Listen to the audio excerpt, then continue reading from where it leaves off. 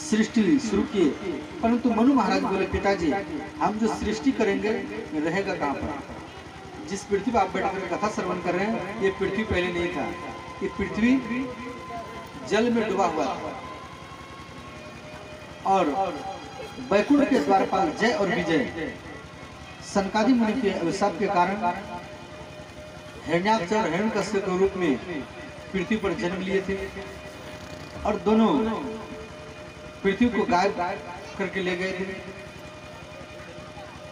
तो इस प्रकार ब्रह्मा जी दुखी हो गए, पृथ्वी नहीं है तो सृष्टि कहाँ रहेगा। ब्रह्मा जी के नाक से एक मांस पिंड गिरा और वो धीरे धीरे बड़ा रूप बना लिया।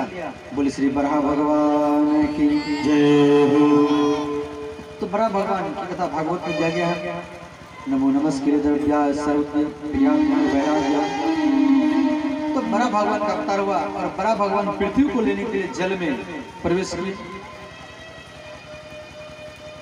तो अपनी दांत के ऊपर में ये पृथ्वी कितना बड़ा है और ये पृथ्वी को बड़ा भगवान अपने दांत में दबा करके जल से बाहर लेकर के आ रहे हैं। तो बड़ा भगवान बड़ा होगा तो जल के ऊपर में लाए और उस समय हिरण्याक्ष ने क्या किया, पानी में घूमता था और दिखाई नहीं देता था। तो हिरण्याक्ष ने क्या किया, बड़ा भगवान का पीछा किया और बड़ा भगवान पृथ्वी को स्थापना किए और हिरण्याक्ष के साथ युद्ध किए। भयंकर युद्ध हुआ, छाती से छाती, घुटना से घुटना, पंजा से पंजा, भयंकर युद्ध हुआ। अंतिम में बड़ा भगवान हिरण्याक्ष के सिर पर एक मुक्का मारे और एक मुक्का में उसका नाम सत्य हो गया, उसका मृत्यु हो गया। बोले हिरण्यकंता भगवान की जय हो। तो भगवान बराह पृथ्वी को जल के ऊपर स्थापना किए। तो पृथ्वी के अंदर में थोड़ी सी अभिमान आ गई, यदि मैं नहीं होती तो ये पृथ्वी नहीं होता। तो उसी से इतने में एक सुंदर वन दिखाई दिया। अब पृथ्वी कहने भगवान ये वन कहां से आ गया? तो भगवान बोले ये वन का नाम है वृंदावन। वृंदावन है तुलसी। तो तुलसी का वन दिखाई दिया तो क्या इस वन का नाम है वृंदावन। और ये पृथ्वी से अलग है। जिस पृथ्वी पर हम लोग रहते हैं ये पृथ्वी वृंदावन की पृथ्वी से अलग है। जैसे प्रलय में जिस पृथ्वी हम लोग रहते हैं ये पृथ्वी का नाश हो जाता है, तो वृंदावन, अयोध्या, काशी ये प्रलय में समाप्त नहीं होता है। का ये आपसे अलग है। तो वृंदावन भगवान श्री कृष्ण और श्री राधा रानी का नित्य प्यार स्थली है।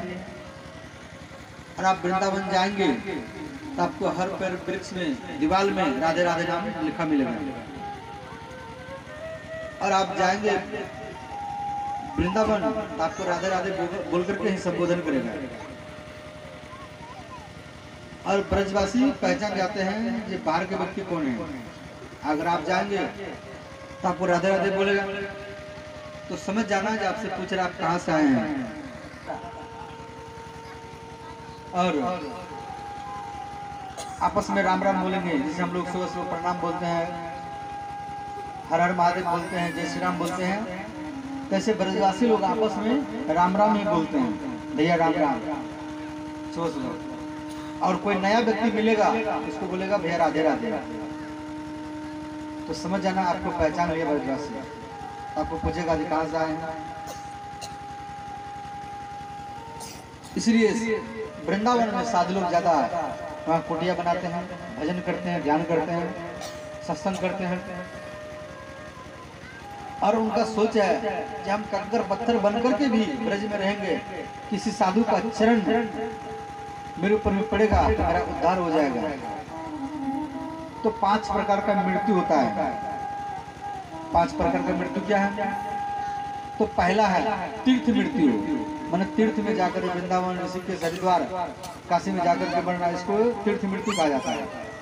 दूसरा है अकाल मृत्यु, अचानक किसी का एक्सीडेंट हो गया, हार्ट अटैक हो गया, या कोई जहर खा के मर गया, या कोई फांसी लगा करके मर गया, कोई नदी में डूब करके मर गया, या कोई डीजल डाल करके आग लगा लिया, तो इसको अकाल मृत्यु कहा जाता है। भागवत में पितामह भीष्म की कथा श्रवण किए थे।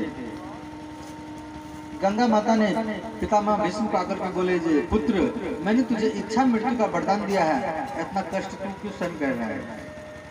इच्छा मृत्यु ना, जब आप इच्छा करेंगे तभी आपका मृत्यु होगा। चौथा है काल मृत्यु। काल मृत्यु में कोई व्यक्ति बूढ़ा हो गया, बूढ़ी हो गई तो उसका मृत्यु होता है, तो उसको कहते हैं काल मृत्यु। और पांचवा है जोगार मृत्यु। सारा चीज को व्यवस्था करते हैं, वृंदावन में जाकर के झोपड़ी बनाते हैं अपना मन को लगाने के लिए।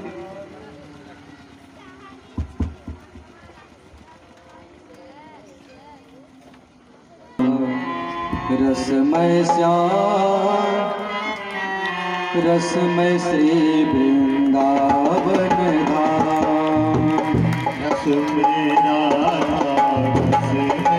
श्याम रसमय श्री वृंदावन धाम, रसमय राधा रसमय श्याम रसमय श्री वृंदावन धाम, रसमय राधा रसमय श्याम रसमय श्री वृंदावन धाम,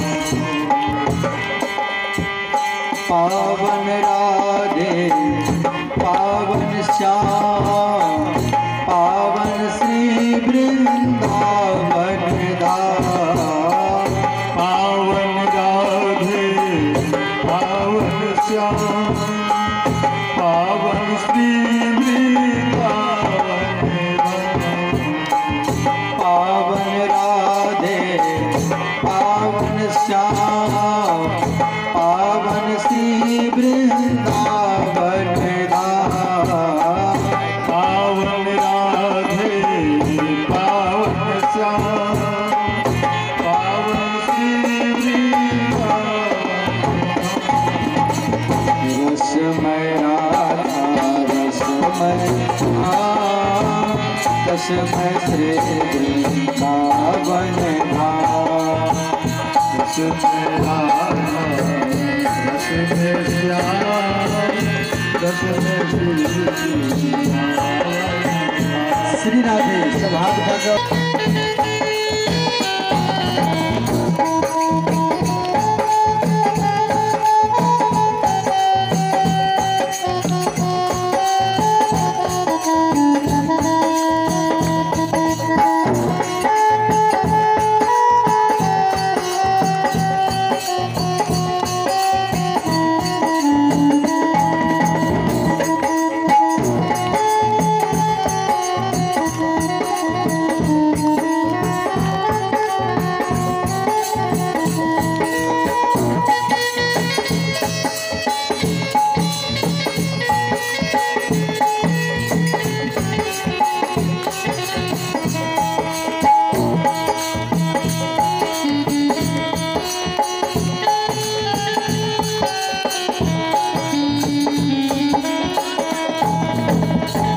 नैव जात सा इच्छावरधरणम।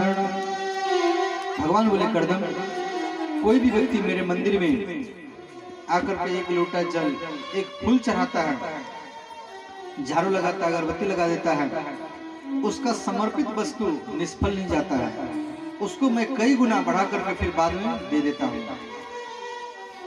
और हम लोग सोचते हैं कोई लड्डू चढ़ाया, कोई कौवा लेकर के चला गया, कोई कुत्ता लेकर के चला गया। ऐसा सोचना नहीं चाहिए। कुत्ता में भी भगवान है,